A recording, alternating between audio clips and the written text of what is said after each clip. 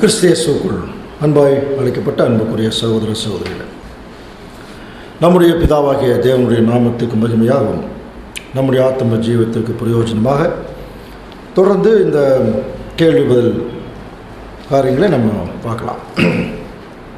கடந்த வாரத்தில் ஒரு கேள்வியோடு நிறுத்தினோம். அந்த கேள்வி ஞாபகம் இருக்கா? 1914 வருஷத்தில் கேட்ட ஒரு கேள்வி 500ஆம் பக்கம் இருக்குது. தானியேல் தீர்க்கதரிசனம் 4ஆம் அதிகாரம் 17ஆம் வசனம். தானியேல் தீர்க்கதரிசனம் 4ஆம் அதிகாரம் 17ஆம் வசனம். உன்னதமானவர் மனுஷருடைய ராஜ்யத்தில் ஆளுகை செய்து தமக்கு சித்தமானவனுக்கு அதை கொடுத்து மனுஷரில் தாழ்ந்தவனையும் அதின்மேல் அதிகாரி ஆக்குகிறார் என்று நரஜீவன்கள் அறியும்படிக்கு காவலாளியரின் தீர்ப்பினாலே இந்த காரியமும் பரிசுத்தவான்களின் மொழியினாலும் இந்த விசாரணையும் தீர்மானிக்கப்பட்டது என்றான். இந்த வசனம் விசேஷமாக அந்த நேபுகாத் நேச்சாருடைய ஒரு காரியத்தை குறித்து சொல்லும்போது, அதாவது உன்னதமானவர் மனுஷனுடைய ராஜ்யத்திலே, கவனிங்க, உன்னதமானவர் மனுஷனுடைய ராஜ்யத்திலே ஆளுகை செய்து தமக்கு சித்தமானவனுக்கு அதை கொடுத்து மனுஷரில் தாழ்ந்தவனின் அதன் மேல் அதிகாரி ஆக்குகிறார் என்று நரஜீவன்கள் அறியும்படி அப்படிங்கிற வார்த்தை. இந்த வார்த்தையில் என்ன கேள்வினா, இன்னொரு வசனம் கூட இருக்கு. ரோமர் 13ஆம் அதிகாரம் 1ஆம் வசனம் 2ஆம் வசனம். எந்த மனுஷனும் மேலான அதிகாரம் உள்ளவர்களுக்கு கீழ்ப்படிய கடவன், ஏனென்றால் தேவனாலே அன்றே ஒரு அதிகாரமும் இல்லை, உண்டாயிருக்கிற அதிகாரங்கள் தேவனாலே நியமிக்கப்பட்டிருக்கிறது. ஆதலால் அதிகாரத்திற்கு எதிர்த்து நிற்கிறவன் தேவனுடைய நியமத்திற்கு எதிர்த்து நிற்கின்றான். அப்படி எதிர்த்து நிற்கிறவர்கள் தாங்களுக்கு தாங்களே ஆக்கினியை வருவித்துக் கொள்கிறார்கள். இதுதான் கேள்வி. அதாவது இந்த ரெண்டு வசனத்தில் என்ன சொல்லியிருக்குன்னா, முதல் தானியேல் 7ஆம் அதிகாரத்தில் உன்னதமானவர் மனுஷருடைய ராஜ்யத்தில் ஆளுகை செய்து தனக்கு இஷ்டமானவனுக்கு ராஜ்யத்தை என்ன செய்கிறாரா, கொடுக்குறார். அப்போ தேவன் தான் என்ன பண்ணிகிட்ருக்கார், எல்லாமே செஞ்சிட்ருக்கார். அதனால் ரோமர் என்ன சொல்கிறாருன்னா, புதிய ஏற்பாட்டில் அப்போது எந்த ஒரு அதிகாரமும் தேவனிடத்துலேருந்து தான் வருது. அதனால் அதிகாரத்துக்கு எதிர்த்து நிற்கக்கூடாதுன்னு ஒரு வசனம் இருக்குது. இதுக்கு வேறு சந்தர்ப்பத்தில் இதுக்கு சில வசனங்கள் விளக்கம் பார்த்துருக்கோம். பட் இப்போ கேள்வி என்ன, from the following scriptures that God guides the affairs of the nations and chose their rulers. இது கரெக்டா? ஏன் இந்த கேள்வி வந்துச்சுன்னா, இப்போ நம்ம இருக்கக்கூடிய ரெண்டாம் உலகம் யாருடைய கட்டுப்பாட்டுக்குள் இருக்கு? சாத்தானுடைய கட்டுப்பாட்டுக்குள்ள. அப்போ சாத்தானுடைய கட்டுப்பாட்டுக்குள் இருக்கிற இந்த ரெண்டாம் உலகத்தை பற்றி சொல்லும்போது தானியேல் என்ன சொல்றேன்னா, தேவன்னா என்ன பண்ணுறாருன்னா, அவருடைய உன்னதமானவர் மனுஷருடைய ராஜ்யத்தில் ஆளுகை செய்கிறார். இப்போ கொஸ்டின் என்ன, முற்றிலும் சாத்தானுக்கே ஒப்பு கொடுத்துட்டாரா, இல்லை சாத்தானுக்கு ஒப்பு கொடுத்த மாதிரி ஒப்பு கொடுத்துட்டு தேவனே உள்ளுக்குள்ளே சில வேலைகளை செய்கிறாரா? அந்த மாதிரி ஒரு கேள்வி. என்ன அர்த்தம், இதனுடைய அர்த்தம் என்ன அப்படின்னு சொல்லி கேட்குறோம். ஸோ இதுக்கு என்ன நம்ம சொல்லலாம்?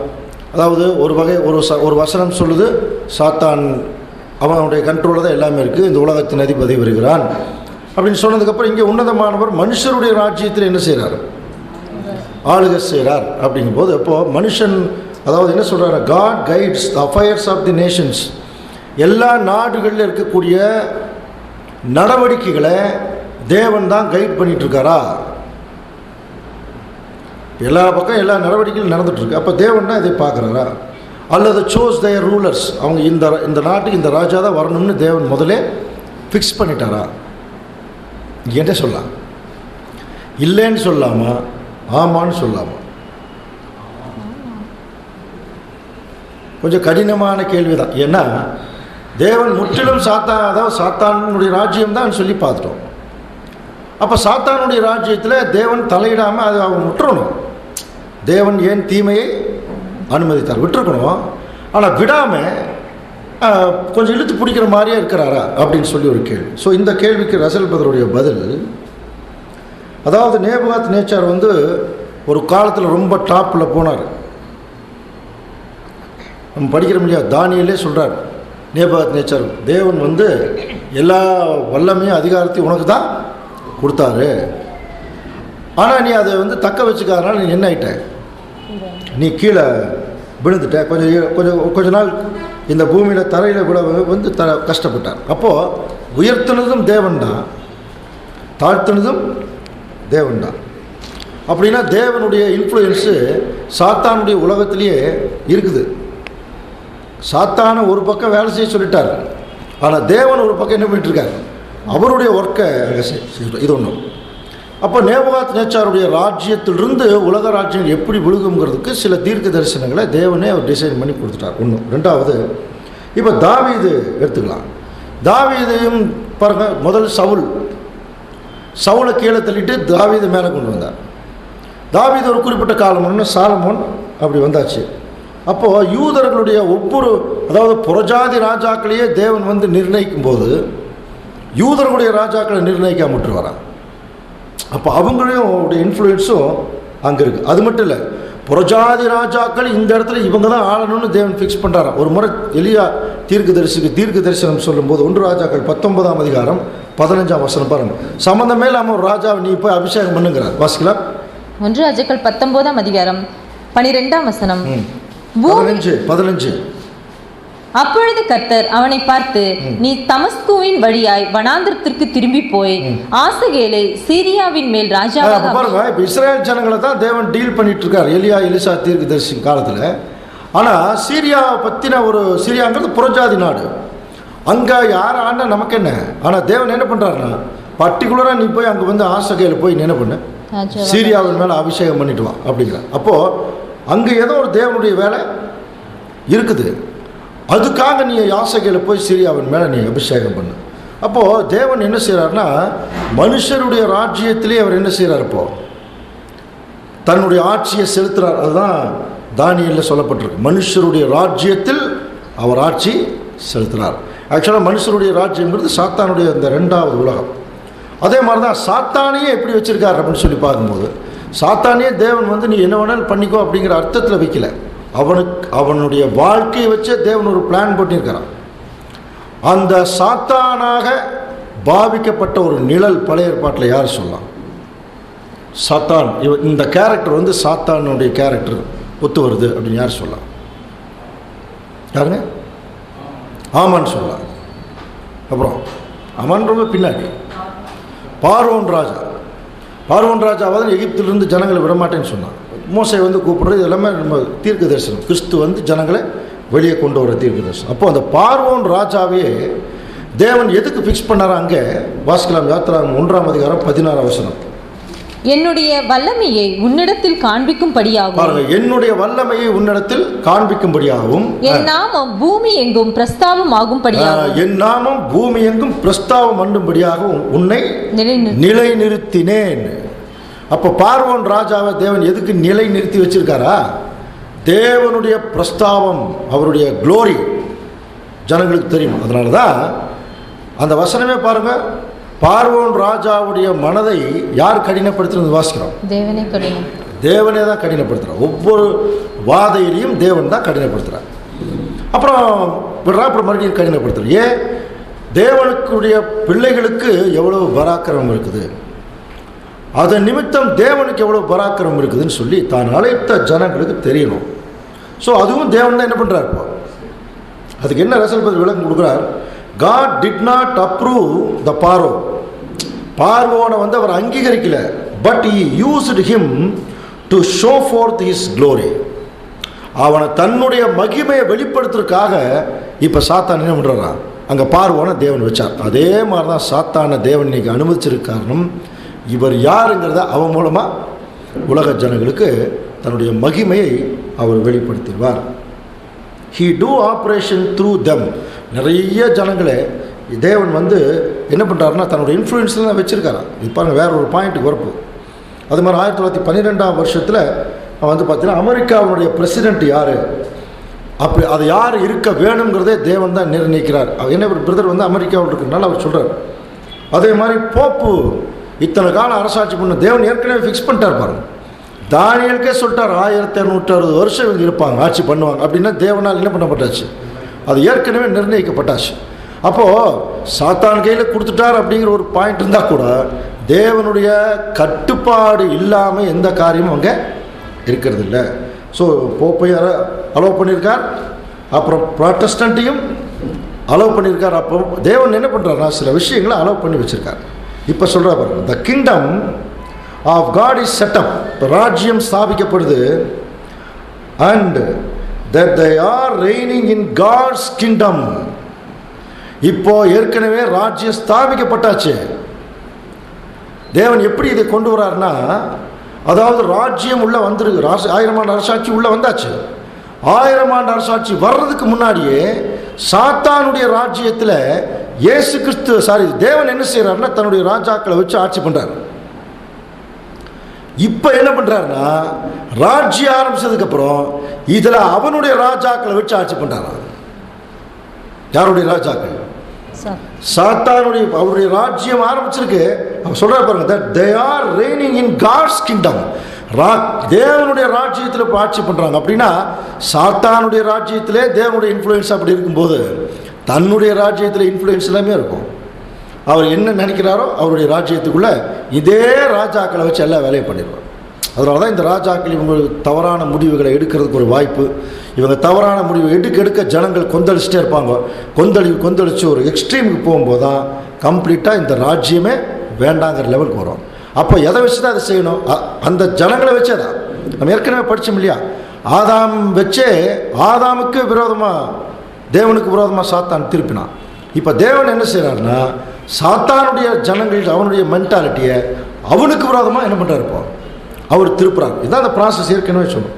So God will not convert kings சொல்கிறார்.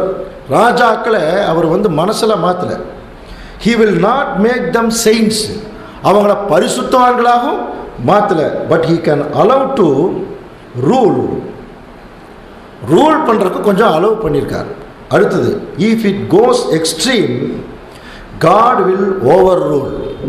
ஒரு லெவலுக்கு மேலே அவங்க போயிட்டாங்கன்னா தேவன் என்ன செஞ்சுறாருன்னா அதோடு அவங்களுடைய விஷயத்தை பிளாக் பண்ணிடுவாங்க. அப்போ தேவனுடைய கட்டுப்பாடு தான். அதே மாதிரி தான் சாத்தானை கூட தேவன் அப்படி தான் வச்சுருக்காங்க. ஒரு லெவலுக்கு மேலெலாம் சாத்தான் என்ன செய்ய முடியாது, இந்த பூமியில் கிரியை செய்ய முடியாது. அதனால தான் இன்னைக்கு வரைக்கும் சத்தியம் இருந்துகிட்டே இருக்குது பாருங்கள். இவ்வளோ பெரிய சாத்தானுடைய விஷயத்தில் கூட சத்தியம் மட்டும் மறையவே இல்லை. எத்தனாயிரம் வருஷம் ஆயிடுச்சு, 18 நூற்றாண்டுகள் ஆயிடுச்சு. 18 நூற்றாண்டுகளில் இன்னைக்கு வரைக்கும் கையில் எல்லார் கையிலையும் பைபிள் இருக்குது. தேவனுடைய சித்தம் ஒரிஜினலாக என்ன இருக்குதோ அப்படி வெளியே வருது. அப்போ தேவனுடைய இன்ஃப்ளூயன்ஸ் இல்லாமல் அது நடக்கிறதுக்கு வாய்ப்பு இல்லை. ஸோ அதனால தான் அவர் சொல்கிறார், எல்லாவற்றையும் தேவன் தான் ஆர்கனைஸ் பண்ணுறார். சாத்தானுடைய ராஜ்யத்திலையும் இவர் நிர்ணயிக்கிற ராஜாக்கள் தான் இருக்க முடியும். அப்படி இருக்கும்போது அவருடைய ராஜ்யத்தில் அப்போ இன்றைக்கி நடந்துட்டு இருக்கிறது நிறைய பேர் கேட்குறாங்க, ஜெயலலிதா ஆட்சி பண்ணுது, நரேந்திர மோடி ஆட்சி பண்ணுது, இது ராஜ்யமானா ராஜ்யம்தான். தேவன் வளவு பண்ணியிருக்கார், வச்சிருக்கார். எதுக்கு? இவங்கெல்லாம் இன்னும் தொடர்ந்து 1000 ஆண்டு அரசியல் பண்ணிருக்கா இல்லை, அழிவுக்கு கொண்டு போகிறதுக்கு இந்த மென்டாலிட்டி உள்ளவங்க தான் என்ன செய்ய முடியும், கொண்டு போக முடியும். நல்லவங்க மாதிரியே இருந்துட்டு ஒரு எக்ஸ்ட்ரீமுக்கு போக முடியும். அப்போ அதுக்கு தேவன் என்ன செய்கிறார், அலோவ் பண்ணுறார். போப்பு மார்க்கத்தை அதுக்கு அலோவ் பண்ணுறார். போப்பு மார்க்கமே இல்லைன்னா இன்றைக்கி நம்மளாம் சத்தியத்துக்குள்ளே வந்திருக்கிறதுக்கு வாய்ப்பு இல்லை, எங்கேயோ போயிருப்போம். அதனால தான் பாபிலோனின் குமாரத்தின் மத்தியில் குடியிருக்கிற சியோன் எல்லாத்துக்குமே ரீசன் கொடுத்துட்டே வரார் தேவன். அப்படின்னா இப்போ நம்ம வாழ்க்கையில் நடந்து கொண்டிருக்கிற எல்லா நிகழ்ச்சிகளையும் ஏற்கனவே தேவன் என்ன பண்ணியிருக்காருன்னு அர்த்தம், நிர்ணயிச்சிட்டார். ஸோ அது என்ன ஒரு வகையான ஆறுதல் நமக்கு அப்படின்னா, பெரிய பெரிய பிரச்சனைகள் கஷ்டங்களுக்குள்ளே வரும்போது ஐயோ அப்படி ஆயிடுச்சே அப்படின்னு நினைக்கும் போது தேவன் சொல்கிறார், I will rule over you. நான் என்னுடைய கட்டுப்பாட்டுக்குள்ளே தான் நீங்கள் இருக்கிறீங்க, நீ ஒன்றும் அதை பற்றி கவலைப்பட வேண்டாம். என்னுடைய கட்டுப்பாட்டுக்குள்ளே தான் இருக்கீங்க, என்னுடைய கன்சர்னுக்குள்ளே தான் இருக்கீங்க. ஏற்ற காலத்தில் என்ன செய்யணும் எனக்கு தெரியும். எல்லாத்துக்கும் ஒரு அனுபவத்தை நான் கொடுத்துட்ருக்கேன். அந்த மாதிரி தேவன் இந்த கேள்விகள் மூலமாக தேவன் நம்மக்கிட்ட பேசுகிறான். அடுத்தது 1906 வருஷத்தில் கேட்ட கேள்வி 505 பக்கம். ஜென்ரல் கேள்வி. Are we actually new creature of the moment of our consecration or reckoned so? அதாவது நாம் எப்போ புது சிருஷ்டி ஆகிறோம்? நம்ம ஞானஸ்தானம் எடுத்த உடனே புது சிருஷ்டி ஆகிடுறோமா, ஆனால் அதுக்கப்புறம் கொஞ்ச நாள் கழித்து திருந்தினதுக்கப்புறம் ஆகிறோமா? அப்போ என்ன கேள்வி? ஞானஸ்தானம் எடுத்தோடனே புது சிருஷ்டி ஆகிறோமா? அப்போ வசனம் சொல்லுது, ஒருவன் கிறிஸ்துவுக்குள் இருந்தால் புது சிருஷ்டி ஆகலாம். வசனம் கிளியராக இருக்கு இல்லையா? அப்போ ரசல் பதில் என்ன சொல்லியிருக்கணும்? ஆமாம், கரெக்டு. ஒரு ஞானஸ்தானம் எடுத்தோடனே அவன் புது சிருஷ்டின்னு சொல்லியிருக்கணும் இல்லையா? அவர் சொல்கிறார், தேர் ஆர் டூ திங்ஸ். ரெண்டு விஷயம் இருக்குது. முதல்ல அதை அண்டர்ஸ்டாண்ட் பண்ணுங்கள். என்ன அப்படின்னா, first one is to consecrate, அர்ப்பணிக்கிறது. ரெண்டாவது அக்செப்டன்ஸ் ஆஃப் தி கான்சக்ரேஷன். அதாவது நம்ம தேவனுக்கென்று பலி செலுத்துறது ஒன்று, அதை தேவனை அங்கீகரிக்கிறது இன்னொன்று இருக்கு. இது ரெண்டுமே கரெக்டாக என்ன ஆகணும், கோயின்சைட் ஆகணும். இயேசு கிறிஸ்துவர் தேவனுக்கு தன்னை ஒப்பு கொடுத்தோன்னு தேவன் என்ன பண்ணார், அங்கீகரித்தார். எப்படி அவரை தேவன் அங்கீகரித்தாருங்கிறதுக்கு என்ன அடையாளம், பரிசுத்தாவி. அப்போ பரிசுத்தாவியை தேவன் கொடுத்தாதான் அதுதான் அது புது சிருஷ்டியம். அப்போ நம்ம ஞானஸ்தானம் வேணால் எடுக்கலாம். ஞானஸ்தானம் எடுக்கிறவங்கெல்லாம் என்ன பண்ண முடியாது, புது சிருஷ்டி ஆகிறதுக்கு வாய்ப்பு இல்லை. I have human body, but human body life rights will be sacrificed as a dead condition அப்படிங்கிற. நம்ம ஞானஸ்தானம் எடுத்தால் கூட நம்முடைய இந்த சரீரம் தேவனுக்கென்று தியாகம் பண்ணணும்.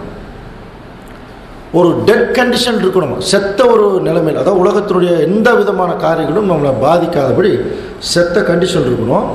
அப்படி இருந்தால் தான் நமக்குள்ளே என்ன இருக்குன்னு அர்த்தம், ஹோலி ஸ்பிரிட் அல்லது புது சிருஷ்டி. He is going to deal with our new creature. Old things passed away, all the things become new. நம்ம அந்த வசனம் படிக்கிறோம் இல்லையா, பழையவைகள் எல்லாம் ஒழிந்து போயின, எல்லாம் புதிதாய். அப்போது தேவனுடைய பிள்ளைகள் புது சிருஷ்டிங்கிறது எப்படி காமிப்பாங்களா, பவுல் சொல்ல பாருங்க, பின்னானவைகளை மறந்து முன்னானவைகளை நாடி. அப்போது நேற்று ஒரு பிரச்சனை நடந்துருச்சு, அதையவே நம்ம நினச்சிட்டு இருந்தோம்னு வச்சுக்கோங்க. அடுத்த நாள் நம்ம புது சிருஷ்டியாக இருக்கிறதுக்கு வாய்ப்பே இல்லைன்ட்டார். நேற்று நடந்துருச்சுன்னா அது நேற்றோட முடிஞ்சது, அவ்வளோதான். அதை பற்றின சிந்தனையே வரக்கூடாது தேவனுடைய பிள்ளை. பின்னானவைகளை மறந்து முன்னானவைகளை நாடி. அப்போ யார் அந்த மாதிரி, அப்போ பின்னானவைகளை மறுபடியும் ஞாபகப்படுத்தினா அதுதான் பழைய சிருஷ்டி. இப்போ நம்ம அடிக்கடி எதை தான் ஞாபகப்படுத்துகிறோம், பழசையவே தான் ஞாபகப்படுத்திட்டு இருக்கோம். அப்படின்னா இன்னும் நம்மக்கிட்ட என்ன இருக்குது, அப்போ பழைய சிருஷ்டி எந்த அளவுக்கு நமக்கு இருக்குதோ இந்த acceptance of the Holy Spirit will be less அப்படிங்கிறார். அப்போ பரிசுத்தாவி நமக்கு கிடைக்கிறது ரொம்ப கம்மியாக போயிடும். அப்போ பழையவைகள் எல்லாம் மறந்து புதுசாக போயிட்டுருக்கணும். பழசை நினச்சோம்னாலே கஷ்டம்தான். எல்லாமே நம்முடைய பழசு எல்லாமே மோசமான விஷயந்தான். அதனால தான் பவுல் சொல்கிறார், இதெல்லாம் உண்மைதான், நினைக்காதீங்க பழசையெல்லாம். நம்ம என்ன பண்ணுறோம், அது எப்படிங்க பழசை மறக்கிறது அப்படிம்போம். அவங்க செஞ்ச துரோகத்தை எப்படிங்க மறக்கிறது, அவங்க செஞ்ச இது எப்படி மறந்து தான் ஆகணும். அதனால தான் சொன்னார், பின்னானவைகள் அவைகளெல்லாம் மறந்து. If you are a new creation you should forget. அவ்வளோதான். இதெல்லாம் பயங்கரமாக ஸ்ட்ரெஸ் பண்ணுறார், நீங்கள் மறந்து தான் ஆகணும். மறந்தால் தான் அடுத்தது உற்சாகமாக நியூ கிரியேஷனுடைய பரிசுத்தாவியினுடைய ஒரு அதாவது ரியாக்ஷனே என்னன்னு தெரியுங்களா, ஆவியிலே அனலாயிருங்கள். அப்போ அது எப்படி இருக்கணுமா, நெருப்பு எறிகிற மாதிரி நல்ல வேலை, உற்சாகமாக வேலை செய்வோம். அப்போ அதை மறந்தால் தான் உற்சாகமாக வேலை செய்வோம். மறக்கலைன்னா வேலை செய்வோம், அதில் உற்சாகம் இருக்காது. எப்போ தேவனுடைய வேலையில் நமக்கு உற்சாகம், ஸ்லாக்னஸ்ஸு, அப்புறம் ஒரு சோம்பேறித்தனம் வருதோ அன்றைக்கே நமக்கு புரிஞ்சுக்கலாம் நம்முடைய கான்சக்ரேஷனை தேவன் அக்செப்ட் பண்ணவே இல்லை, நம்முடைய தியாகத்தை. அப்படின்னா ஒருவன் கிறிஸ்துவுக்குள் இருந்தால் உடனே புது சிருஷ்டி ஆகிறான்ல, இல்லை. தேவன் புது சிருஷ்டி ஆகிற அந்த மனநிலைக்கு வரும்போது அதை அக்செப்ட் பண்ணால் மட்டும்தான் அவன் புது சிருஷ்டியாக இருக்கும். So you see it depends on how we are thinking of the matter. இது எப்படி நம்ம பின்னானவைகளை மறந்து திங்க் பண்ணுறோமோ அதுதான். சரி, நம்ம பின்னானவைகளை மறந்துருக்கிறோம், முன்னானவைகளை நாடி இருக்கிறோங்கிறது எப்படி நம்ம எக்ஸ்பிரஸ் பண்ணுறது? பின்னானவைகளில் மறந்துட்டோம், முன்னானவைகளை நாடி இருக்கோம், எப்படி எக்ஸ்பிரஸ் பண்ணுறது? சொல்கிறார் பாருங்க, words are going vehicles for conveying thoughts. அதாவது வேர்ட்ஸ், வார்த்தைகள், ஆர் கோயிங் வெஹிக்கிள்ஸ், வண்டி போகுது, டு கன்வேயிங் தாட்ஸ். இருதயத்தின் நினைவு தான் வாய் பேசும். அதை தவிர இங்கிலீஷில் சொல்லியிருக்கார், வேற ஒன்றும் இல்லை. அப்போது நம்ம பின்னானவைகளை மறந்து அப்படிங்கிறத மறந்துட்டோம்னா நம்ம பேசுறது எதை குறித்து பேசுவோம்? அடுத்தது தேவனுடைய நாமத்திற்கு என்ன செய்வோங்கிறத குறித்து பேசுவோம். இல்லை பழசையே பேசினோம்னா அப்போ என்ன அர்த்தம்? பழசையே பேசினோம்னா நம்ம இன்னும் பின்னானவைகளே, அப்போ நம்முடைய வார்த்தைகளே நம்ம புது சிருஷ்டியாக இல்லையாங்கிறத சொல்லிடுமா. அதைத்தான் சொல்கிறார், நம்ம பேசக்கூடிய வார்த்தைகளே நம்ம புது சிருஷ்டியாக இல்லையா. அதனால் words are going vehicles for conveying our thoughts. Use most reasonable words சொல்கிறார். நம்ம பயன்படுத்துகிறதே ரொம்ப நியாயமான வார்த்தைகளை தான் என்ன செய்யணும், பயன்படுத்தணும். நியாயமான காரியங்களை தான் வார்த்தைகளாகவே சொல்லணும். எந்த ஒரு காரணத்தை கொண்டும் நம்ம சத்தியத்தை தவிர மற்ற எதை குறித்தும் மற்றவர்களிடத்தில் பேசிடவே கூடாது. அப்படி பேசுகிறோம்னா பழைய மனுஷன். தேவன் நம்முடைய கான்செக்ரேஷனை அக்செப்ட் பண்ணல. அப்படி அக்செப்ட் பண்ணாத போது என்ன புரிஞ்சுக்கலாம்? இப்போ நம்மக்கிட்ட ஏதாவது நிறைய விஷயங்கள் நம்மக்கிட்ட எதிர்பார்ப்பு இருக்குது, அது நடக்கிறதே இல்லை, நடக்கவே மாட்டேங்குது. என்னென்னவோ முயற்சி பண்ணுறோம், நடக்க மாட்டேங்குது. என்ன காரணம்? தான் பைபிள் சொல்லுது, அவன் செய்வதெல்லாம் வாய்க்கும். அப்போ வாய்க்கிறது இல்லைனாலும் என்ன புரிஞ்சுக்கலாம்? இன்னும் நம்முடைய கான்செக்ரேஷன் தேவனுக்கு பிரியமாக இல்லை. இருந்துச்சுன்னா நடக்கும். நம்ம ஸ்பிரிச்சுவலாகவே நிறைய விஷயங்கள் எதிர்பார்க்குறோம், அது நடக்கும் கட்டாயமாக. ஆனால் நம்முடைய கான்செக்ரேஷன் கரெக்டாக இருக்காது. So I can see how words say we are not actually new creation. நம்ம என்ன வார்த்தையை சொல்கிறோமோ அதை வச்சே நம்ம நியூ கிரியேஷனாக இல்லையாங்கிறத நம்மளே சொல்லிடலாமா. So God is dealing with new mind, new will, new purpose, new intention. So the new mind is important. That is new creation. Otherwise, if you took baptism, it is almost vain. அப்படின்னு சொல்லி முடிச்சிட்டேன். புது சிந்தை, புது mind, புது எண்ணம், இதுதான் new கிரியேஷனோட deal பண்ணுறது. அப்படி இல்லாமல் நம்ம ஞானஸ்தானம் எடுத்தால் கூட அது என்னதான், அது வேஸ்ட்டு. ஒரே வார்த்தையில் சொல்லி அவர் முடிக்கிறார். ஓகே, அடுத்தது 1911 வருஷத்தில் அவர் கேட்ட ஒரு கேள்வி 628 பக்கம் இருக்கு. அதாவது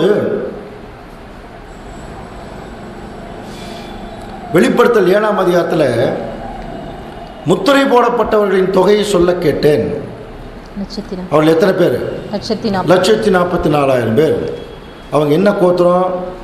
இஸ்ரேலுடைய 12 கோத்திரம். இஸ்ரேலுடைய 12 கோத்திரத்தில் தான் இந்த 1,40,000 பேர் இருக்கிறாங்க அப்படிங்கிறது அந்த வசனம் இருக்கு.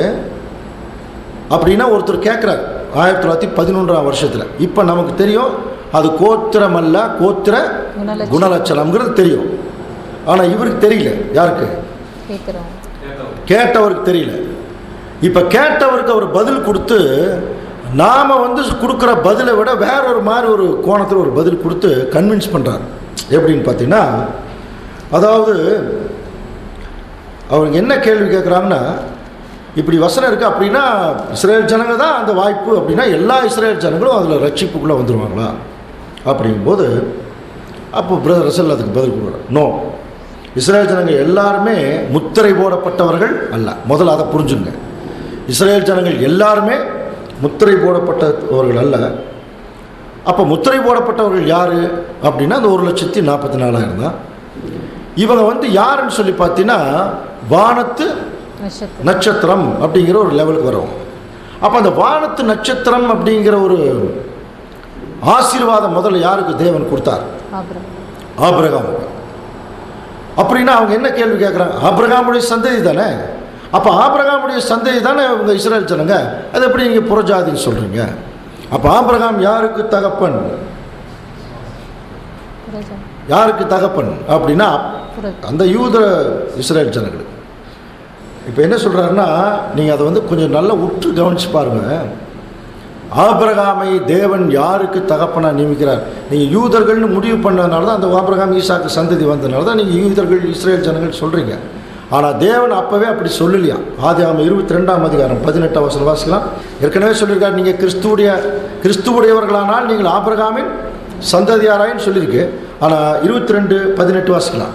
நீ என் சொல்லுக்கு கீழ்ப்படிந்தபடியினால் உன் சந்ததிக்குள் பூமியில் உள்ள சகல ஜாதிகளும் ஆசீர்வாதம். இப்ப பாருங்க, இப்ப என்ன சொல்றார்? உன் சந்ததிக்குள் பூமியில் இருக்கிற சகல ஜாதிகளையும் பத்தி பேசுறார். இங்கே பர்டிகுலர் யார் பேசல? இஸ்ரேல். இஸ்ரேல் ஜனங்களை குறித்து அவர் பேசல. எல்லா ஜாதிகளும் உன் சந்ததிக்குள்ள. அப்படின்னா எல்லாருமே யாருக்குள்ள வந்துடுவாங்க? இப்போ புறஜாதிகளும் வந்துடுவாங்க. இதை வந்து வேற இன்னொரு சந்தர்ப்பத்தோட புதிய ஏற்பாட்டு ஒரு ரெஃபரன்ஸ் கொடுக்குறார். வாசிக்கலாம் பாருங்க. ரோமர் 4:18. உன் சந்ததி இவ்வளவா இருக்கும் என்று சொல்லப்பட்டபடியே தான் அநேக ஜாதிகளுக்கு தகப்பனாவதை நம்புகிறதற்கு ஏதுவல்லாத அநேக ஜாதிகளுக்கு இவர் என்னவா இருக்கிறாரா? தகப்பனா இருக்கார். இந்த இடத்துலையும் யூதர்கள் எல்லாம் இஸ்ரேல் ஜனங்கள்லாம் சொல்ல. அப்போ அநேக ஜாதிகளுக்கு அவர் தகப்பனா இருப்பார். எப்படி அநேக ஜாதிகள் சொல்லலாம்? எல்லாம் கவனிச்சு பாருங்க. ஆபிரகாமிலிருந்து வெளியே வந்தார். இஸ்மாயில் கூட ஆபிரகாமுடைய பையன்தான். அவன் தனியாக போய் 12 கோத்திரம் ஆயிட்டாங்க. தெரியும் இல்லையா? இஸ்மாயிலே தனியாக போய் அவங்க 12 கோத்திரம் ஆயிட்டாங்க. அதுக்கப்புறம் ஈசாக்குக்கு யாக்கோபு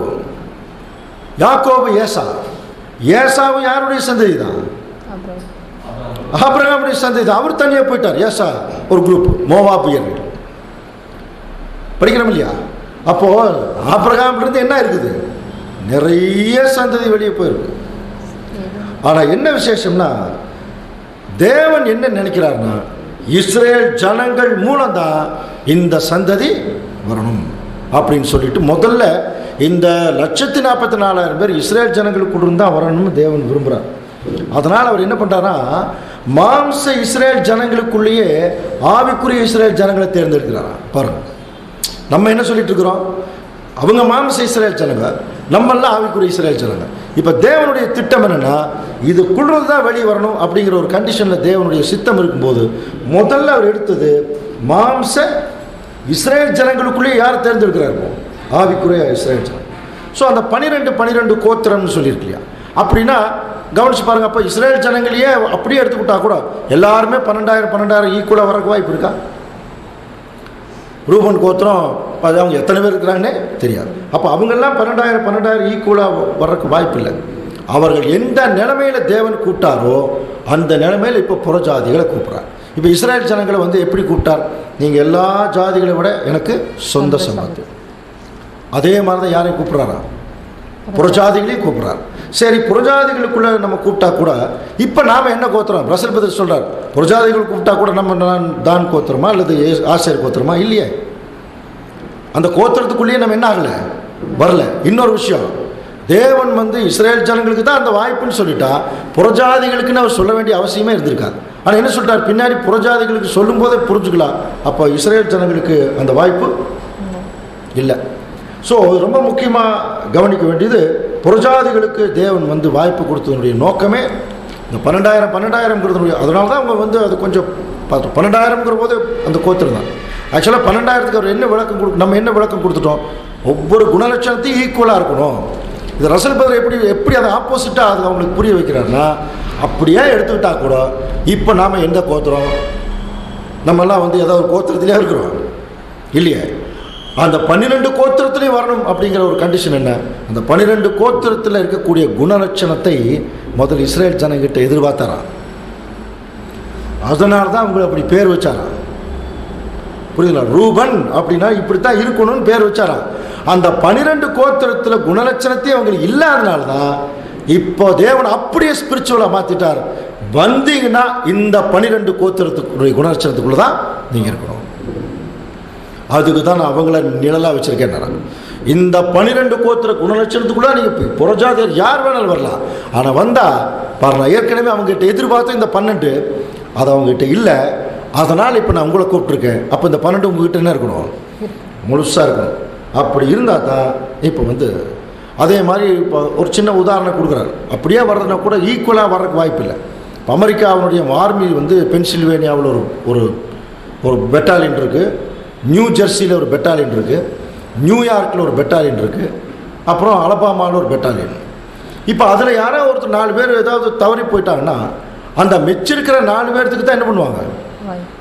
அந்த செலெக்ஷன் நடக்குமே ஒழிய அந்த அந்த அதாவது நம்பர் ஒரு 100 பேர் இருக்காங்க, 100 பேர் ஈக்குவல் பண்ணிகிட்டே தான் இருப்பாங்க. அதே மாதிரி தான் இப்போ 1,44,000 பேர்த்துடைய செலெக்ஷன் பொறுத்த வரைக்கும் 1,44,000 செலெக்ஷன் தான் முக்கியம் மொழியில். அந்த 12,000ங்கிறது அது முக்கியம் இல்லை. யார் அந்த குவாலிட்டிக்கு வர்றாங்களோ அவங்கள வந்து தேவன் ஃபில்அப் பண்ணிடுவார் அப்படிங்கிறது தான் அதனுடைய அர்த்தம். அதனால தான் ரோமர் 11ஆம் அதிகாரத்தில் என்ன சொல்கிறார் பாருங்கள். இந்த இஸ்ரேல் ஜனங்கள் பற்றி சொல்லும்போது, அதாவது தேவன் ஜனங்களை தள்ளி உள்ள இந்த பிரகாரமாக இஸ்ரேல் ஜனங்களை எல்லாம் அவர் மீட்டுக் கொள்ளுவார் அப்படிங்கிற ஒரு வசனம் கூட நம்ம வாசிக்கலாம். ரோமர் 11ஆம் வசனம். இப்படி இருக்க விழுந்து போகும் படிக்கா இடறினார்கள் என்று கேட்கிறேன். அப்படி அல்லவே அவர்களுக்குள்ளே வைராக்கியத்தை எழுப்பத்தக்கதாக அவர்களுடைய தவறுதலினாலே புறஜாதிகளுக்கு ரட்சிப்பு கிடைத்தது. இப்போ கிளியரா சொல்லிட்டாரு, அவருடைய தவறினாலே புறஜாதிகளுக்கு ரட்சிப்பு கிடைச்சிருச்சு. இப்போ அதுலேயே 25ஆம் வசனம். மேலும் சகோதரரே, நீங்கள் உங்களையே புத்திமான்கள் என்று எண்ணாத படிக்கு ஒரு ரகசியத்தை நீங்கள் அறிய வேண்டும் என்றிருக்கிறேன். அது என்னவெனில், புறஜாதியருடைய நிறைவு உண்டாகும் வரைக்கும் இஸ்ரேலில் ஒரு பங்கு கடினமான. இந்த வசனம் படிச்சோம், புறஜாதியருடைய நிறைவு உண்டாகிற வரைக்கும் இஸ்ரேலில் ஒரு பங்கு கடினமான அப்படின்னு என்ன அர்த்தம்? இன்னைக்கு இஸ்ரேல் ஜனங்க கீழ்ப்படியாத ஒரு நிலைமையில தான் இருக்கிறாங்க. ஏன்னா இங்கே புறஜாதியாருடைய நிறைவு அப்படிங்கிறது என்ன? 1,44,000 கிளியராக சொல்லிட்டார். புறஜாதி தான் இந்த நிறைவு. அது எப்படி முடிக்கிறார் பாருங்க. as soon as God shall have sufficient number to fill up this 1,44,000, all the work of gospel age will terminate quickly. ரசல்பருடைய வார்த்தை. 1,44,000 பேர் செலக்ஷன் முடிஞ்ச அடுத்த நிமிஷமே இந்த 2ஆம் உலகத்தினுடைய கம்ப்ளீட் காரியங்கள் என்ன இருக்கும்? டெர்மினேஷன் என்ன அர்த்தம்? மிகப்பெரிய ஒரு அழிவுக்குள்ள இந்த பூமி போயிடும்.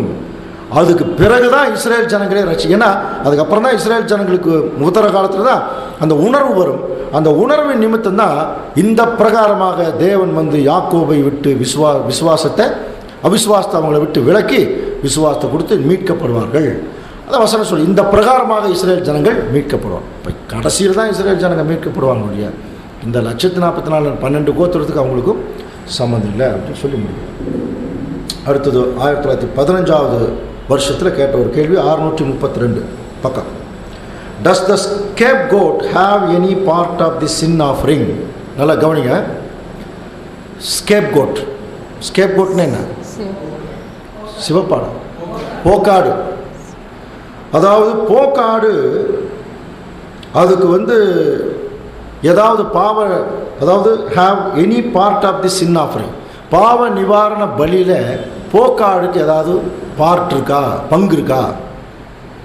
பாவ நிவாரண பலியில் இருக்குதா? போக்காடு நம்ம பாவ நிவாரண பலிகள் சப்ஜெக்ட் பார்த்துருக்கோம் இல்லையா? பாவ நிவாரண நாள், அதில் முக்கியமாக ஒரு இளம் காளை அடிக்கப்படுது. அது இயேசு கிறிஸ்துவை குறிக்கும். அதே சமயத்தில் பாவ நிவாரண பலிகளில் 2 ஆட்டுக்குட்டியை ஆடை பிடிச்சிட்டு வருவாங்க இல்லையா? 2 ஆடு. அந்த 2 ஆட்டில் ஒரு ஆடு லார்ட்ஸ் கோட் அப்படின்னு சொல்லப்பட்டிருக்கு, கர்த்தருடைய ஆடு. இன்னும் ஒரு ஆடு தான் போக்காடு. இப்போ கேள்வி, எந்த ஆட்டை கர்த்தருடைய ஆடாக செலக்ட் பண்ணுவாங்க? 2 லேவியராகமம் 16ஆம் அதிகாரத்தில் 7ஆம் வசனம். அந்த 2 வெள்ளாட்டு கடாக்களையும் கொண்டு வந்து 2 வெள்ளாட்டு கடாவை கொண்டு வராங்க. ஆசரிப்பு கூடார வாசலிலே கர்த்தருடைய சந்நிதியில் நிறுத்தி. இப்போ எங்க நிறுத்துறாங்க? ஆசரிப்பு கூடார வாசலிலே. கவனிங்க, ஆசரிப்பு கூடாரத்துக்குள்ளே இல்லை, வாசல்லையே கர்த்தருடைய ஒரு சந்நிதி இருக்குதான். அது எங்க என்னது? வாசல்ல ஏதாவது கர்த்தருடைய சந்நிதி இருக்கா? கர்த்தருடைய சந்நிதிங்கிறது அப்போ என்ன? கர்த்தருடைய சந்நிதிங்கிறது அதைத்தான் இப்போ பார்த்தீங்கன்னா இங்கே ஆசரிப்பு கூட இங்கே இருக்கு பாருங்க. இதில் வந்து இந்த பிரகாரம் வரைக்கும் உள்ள வரலாம். அதுக்கப்புறம் பரிசுத்த ஸ்தலம்னு உள்ளே போகிறோம் இல்லையா? அந்த செட்டப்பே கவனிச்சிங்கன்னா கர்த்தருடைய சந்நிதி தான். அங்கே நின்றுட்டு இப்போ என்ன பண்ணோம், எப்படி பிரிக்கிறார் பாருங்க. இது வந்து இந்த ஆடு ரொம்ப சுறுசுறுப்பாக இருக்குது, இது வெள்ளையாக இருக்குது, இது கருப்பாக இருக்குது, அந்த அர்த்தம் இல்லை. தேவனே எப்படி பிரிக்கிறார் வாசிக்கலாம். அந்த 2 வெள்ளாட்டு கடாக்களையும் குறித்து கர்த்தருக்கென்று ஒரு சீட்டு போட்டு பாருங்க என்ன போடுறாங்க, சீட்டு போடுறாங்க. ஃபர்ஸ்ட் சீட்டு போட்டு கர்த்தருக்கென்று வரக்கூடிய ஆட்டை தனியாக பிரிச்சிடலாம். அதுக்கு பேர் என்ன தெரியுமா? லார்ட்ஸ் கோட், கர்த்தருடைய ஆடு. அப்புறம் இன்னொன்று தான் என்ன? போக்காடு. சரி, இப்போ இந்த கர்த்தருடைய ஆட்டை என்ன பண்ணுறாங்க? போக்காடு என்ன பண்ணுறாங்க? கர்த்தருடைய ஆடு எப்படி காலை பலி செலுத்தப்பட்டு உள்ளே போச்சோ அப்படியே உள்ளே போயிடும். போக்காடு பலி செலுத்துகிற வரைக்கும் நின்றுட்டு அப்படியே என்ன ஆகிடும்? அது போக்கில் ஸ்கேப் கோட்டு. அதை நம்ம மக்கள் எஸ்கேப் கோட்டுங்கிறாங்க. ஸ்கேப் கோட்டுனால என்ன அர்த்தம்? ஒன்று மணவாட்டி, இன்னொன்று திரள் கூட்டம். அது உலகத்துக்குள்ளே போய் அது கொஞ்ச நாள் சாத்தானுடைய கையில் இருக்கிற ஒரு விஷயம் சொல்கிறேன், விடப்படும். ஸோ இப்போ கேள்வி, இந்த போக்காட்டுக்கு பாவ நிவாரணத்தில் பலியில் பங்கு இருக்கான்னா இல்லை. கிறிஸ்துவோடைய பலியில் இந்த ஆடுக்கு பலி பங்கு இல்லை. ஆனால் என்ன சொல்லிட்டாருன்னா, பிரிக்கிறதே லார்ட்ஸ் கோட்டுன்னு பிரிக்கிறான். இன்றைக்கி அதே மாதிரி தான் இந்த வேத வசனம் தான் சீட்டு. இந்த வேத வசனம் இப்போ என்ன பிரிச்சுட்டு இருக்குது தெரியுமா? யார் மணவாட்டி, யார் திரள் கூட்டம், யார் உள்ளே போகிறவங்க, யார் வெளியே போகிறவங்கிறது இப்போவே என்ன பண்ணிகிட்ருக்கார்? அவர் பிரிச்சுட்ருக்கார். அதை எப்படி பிரிக்கிறார்? யார் மணவாட்டி, யார் திரள் கூட்டம்ங்கிறது எப்படி பிரிக்கிறார்னா, பிரதர் ரசலுடைய ஒரு சொல்கிறார், அந்த ஸ்கேப் கோட் அப்படிங்கிறது, அதாவது இது நல்லா தெரியும், இது தேவனுக்கு பிரியமான விஷயம் இல்லை, இது தேவனுடைய நாமத்தை குலைச்சலாகும். அந்த கேரக்டர் அது இல்லாமல் போச்சுனாலே ஆட்டோமேட்டிக்காக அந்த ஸ்கேப் கோட் நிலைமைக்குள்ளே போக வேண்டிய ஒரு சூழ்நிலை வந்துடும் அப்படிங்கிறது அவருடைய ஒரு வியூ. ஆனால் ஸ்கேப் கோட்டுக்கு பாவத்து நிவாரணத்திலையும் பலியிலையுமே பங்கு இல்லை. அப்போ திரள் கூட்டமாக இருக்கிறவங்க பலியே செலுத்த மாட்டாங்க. முதல்ல என்ன செய்ய மாட்டாங்க? ஒன்ஸ் பரவாயில்ல, அவங்க பலியே செலுத்த மாட்டாங்க. பலி செலுத்துகிற மாதிரி என்ன பண்ணுவாங்க? ஆக்ட் பண்ணுவாங்க. அதை எத்தான் சொல்கிறாங்க. அப்போ தேவனுக்கு தெரியும் இல்லையா யார் ஆக்ட் பண்ணுறாங்க, யார் நல்லா உண்மையாலுமே கடவுளுடைய நாமத்துக்கு மகிமையாக இருக்கணும்னு விரும்புகிறாங்க, தெரியும் இல்லையா? அந்த ஒரு விஷயத்தை தான் தேவன் கண்ணு முன்னாடி கொண்டு அதை நிறுத்துகிறான். ஸோ அடுத்த கேள்வி, 1909 வருஷத்தில் கேட்ட கேள்வி, 634 பக்கம். When are we sealed with the Holy Spirit? நாம் எப்போ பரிசுத்தாவியினாலே முத்திரிக்கப்படுகிறோம்? இது ஏற்கனவே ஒரு சப்ஜெக்ட், ஒரு கேள்வி கேட்டோம். முத்திரித்தல்னா என்ன அர்த்தம்? முத்திரித்தல்ங்கிறது என்ன? முத்திரையினாலே நம்ம அந்த சீல் பண்ண இடத்துலையே அந்த முத்திரை இருக்கிற மாதிரி தொடர்ந்து தேவனுடைய பிள்ளைகளுக்கு அந்த பரிசுத்தாவி என்ன ஆகிட்டு இருக்கோம்? ஒர்க் அவுட் ஆகிட்டு. அதுதான் அந்த சப்ஜெக்ட். ஏன்னா இந்த கேள்வி என்னென்னா, when are we sealed with the Holy Spirit? எப்போ தேவன் நம்மை பரிசுத்தாவினாலே முத்திரிக்கிறார்? எப்போ எப்போ தேவன் பரிசுத்தாவி கொடுக்குறார்? ஆமாம், அது ரொம்ப simple. At the time of our consecration. நம்ம தேவனோட உடன்படிக்கை பண்ணும்போது அவருடைய ஆவி நமக்கு என்ன பண்ணுறார்? கொடுக்குறார். How to use confirm that we are sealed. இப்போ என்ன சொல்கிறாருன்னா, how do we confirm that நம்ம பரிசுத்தாவினாலே முத்திரையிடப்பட்டிருக்கிறோம் என்பதை எப்படி கன்ஃபார்ம் பண்ணுறது? If our consecration accepted by Lord, we are begotten of Holy Spirit. புரியுதுனா? Work of perfection will be slowly started. It is a gradual process. என்ன சொல்றாருன்னா, நாம மேலும் மேலும் பரிசுத்தமாகுதல் என்ன ஆயிட்டு இருக்குமா? தொடர்ந்து அது நடத்தும். ஆனால் அது ஒரே நாளில் நடக்காதுன்ட்டார். உடனே நம்ம பரிசுத்தமெல்லாம் ஆகிறதுக்கெல்லாம் வாய்ப்பு இல்லை. ஏன்னா நம்ம ரொம்ப வருஷமாக எதுக்குள்ளே தான் இருந்திருக்கோம்? அசுத்தத்துக்குள்ளே தான். அது கொஞ்சம் கொஞ்சமாக தான் கழுவப்படும்.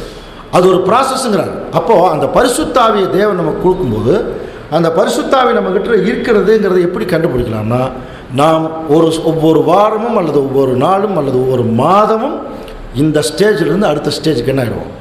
கொஞ்சம் முன்னேற்றம் இருக்கும். தேவனுடைய ஒரு ஊழியத்தில், சத்தியத்தில், பேச்சில், சிந்தையில் எல்லாம் ஏதோ ஒரு நிலை அந்த ஒரு முன்னேற்றம் இருக்கும். அதனால தான் சொல்கிறார், we have nothing in our, அதாவது new law of love continue in our mind. புதிய ஒரு அன்புக்குரிய ஒரு சட்டம் நமக்குள் இருக்கும். அப்போ எப்படி நம்முடைய மைண்ட் இருக்கும்னா, we have nothing in our hearts against God. தேவனுக்கு விரோதமாக எந்த சிந்தனை வராது. against brethren, தேவனுடைய பிள்ளைகளுக்கு விரோதமாக வராது. against our neighbor, நம்மளை சுற்றி இருக்கிறவங்களுக்கு விரோதமாக சிந்தனை வராது. against our enemy. யாருக்கு விரோதமாகவும் அந்த சிந்தனை வராதான். அப்போ ஒருத்தர்கிட்ட ஹோலி ஸ்பிரிட்டில் தேவன் சீல் பண்ணியிருக்காருன்னு எப்படி கண்டுபிடிக்கலான்னா, அவர்கள் யாருக்கும் எந்த விரோதமும் நினைக்க மாட்டார்கள், எந்த விரோதமும் அவங்க செய்ய மாட்டாங்க, ஒரு கெடுதல் பண்ண மாட்டாங்க. அப்படி பண்ணுறாங்கன்னா என்ன அர்த்தம்? அவங்ககிட்ட என்ன ஆவி தான் இருக்குது? தேவனுடைய ஆவி இல்லை, அசுத்த ஆவிகள் அப்படின்னு அந்த கெட்டுப்போன தேவனுடைய இன்ஃப்ளூயன்ஸ் தான். அதனால தான் இங்கே ரொம்ப முக்கியமாக சொல்கிறார், அந்த கேரக்டரில் தேவனுடைய பிள்ளைகள் முன்னேறி இருக்கணும். Holy Spirit character likeness of God, it has a fire of course to pressure and become once more and more effective and continue all through the life time. ரொம்ப நீண்ட ஒரு வாக்கியம். அது வந்து ஒரு அந்த ஒரு ஸ்பிரிட் வந்து நமக்குள்ளே ஒரு நெருப்பு மாதிரி எரிஞ்சு நம்முடைய வாழ்க்கை முழுவதும் நம்ம வந்து தணல் மாதிரி என்ன பண்ண வைக்குமா, ஒளி செலுத்த வைக்கும். அதுதான் தேவன் நமக்கு கொடுத்துருக்கிற பரிசுத்தான். என்ன பிரச்சனை வந்தாலும் அந்த ஆவி நமக்குள்ளே தேவன் இருந்துச்சுன்னா, அப்போது தேவன் ஆவியை கொடுக்குறதுக்கு ரெடியாக இருக்கார். அதை அக்செப்ட் பண்ணுறதுக்கு ரெடியாக இருந்தோம்னாலே தேவன் தொடர்ந்து அந்த ஊழியத்தை செய்கிறதுக்கும் தேவனுடைய காரியத்தை ஜொலிக்கிறதுக்கும் ஒரு வாய்ப்பை அங்கே கொடுக்குறத நம்ம கவனிக்கலாம். அடுத்தது ரொம்ப இன்ட்ரெஸ்டிங்கான ஒரு கேள்வி. In the present day enlightenment, if Christ were here in person as the time of his first advent, do you believe that the people would treat him the same as they did them?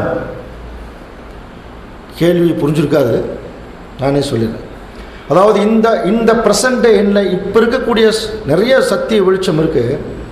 இந்த காலத்தில் if Christ were here in person, இப்போ முதல் வருகையில் வந்த மாதிரி கிறிஸ்து நேரடியாக வந்தார்னா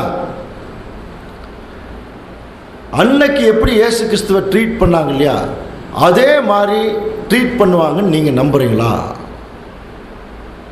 அன்னைக்கு எப்படி இயேசு கிறிஸ்துவை ட்ரீட் பண்ணாங்க? அப்போது இந்த நல்ல டெக்னாலஜி வளர்ந்துருச்சு, அறிவு வளர்ந்துருச்சு, சத்தியம் வளர்ந்துருச்சு. இப்போ இயேசு கிறிஸ்து முதல் வருகையில் வந்த மாதிரி வந்திருந்தா ஜனங்களுடைய ரியாக்ஷன் எப்படி இருந்திருக்கும்? இல்லை, அது ரெண்டாம் வருகையை சொல்ல, முதல் வருகையவே சொல்கிறேன். முதல் வருகையில் வந்த மாதிரி இப்போ வந்தால் எப்படி இருக்கும்? இந்த விஷயம் முதல்ல 2000 வருஷத்துக்கு முன்னாடி எப்படி வந்தார், அதே மாதிரி இப்போ வந்தார்னா இந்த நிலைமை ஜனங்களுடைய பொசிஷன் எப்படி இருக்கும் அப்படின்னு ஒரு கேள்வி. அதுக்கு ஒரு பயங்கரமான ஒரு இமேஜினேஷனில் ஒரு பதில் சொல்லியிருக்கார். அதுக்கு சில வசனங்கள் கொடுத்துருக்கார். அது ரொம்ப கன்வின்சபிளாக இருக்குது, ரொம்ப கன்வின்சபிளாக இருக்குது. இந்த டைமில் கிறிஸ்து வந்திருந்தார்னா எப்படி இருந்திருக்கும் அப்படிங்கிற ஒரு இமேஜினேஷன். ஸோ அது எப்படி இருந்திருக்கும் என்பதை என்ன பண்ணலாம், அடுத்த வாரம் தொடர்ந்து அந்த இமேஜினேஷனை பார்க்கலாம். தேவன் தாமே இந்த வசனங்கள் எல்லாம் நமக்கு ஆசீர்வாதமாக தருவாராம். ஆமாம்.